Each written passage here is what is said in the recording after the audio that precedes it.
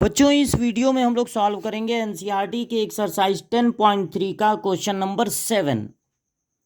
Evaluate the product. देखिए product पता लगाना है 3 vector A minus 5 vector B dot 2 vector A plus 7 vector B.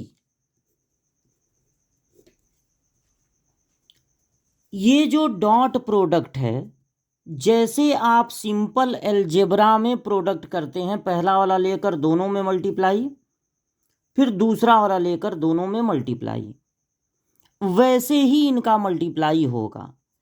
यानी 3 वेक्टर ए से पहले मल्टीप्लाई करना है 2 वेक्टर ए में, यानी 3 vector A dot 2 vector A, फिर plus 3 vector A dot 7 vector B. इस पहले वाले से दोनों में मल्टीप्लाई हो गया। फिर minus 5 vector B dot 2 vector A, और फिर minus 5 vector B dot 7 vector B. 3 और 2 का मल्टीप्लाई करने पे 6 आएगा। वेक्टर ए और वेक्टर ए का डॉट प्रोडक्ट होगा वेक्टर ए का स्क्वायर, प्लस 3 7 जा 21 होगा, और वेक्टर ए डॉट होगा वेक्टर बी।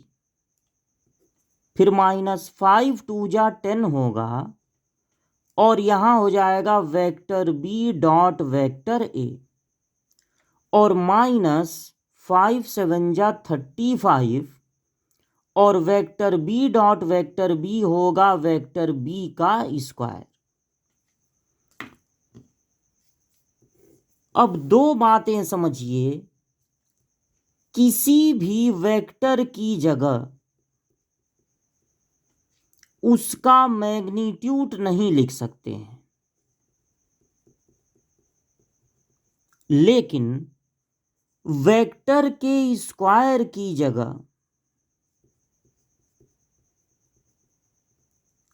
उसके मैग्नीट्यूड का स्क्वायर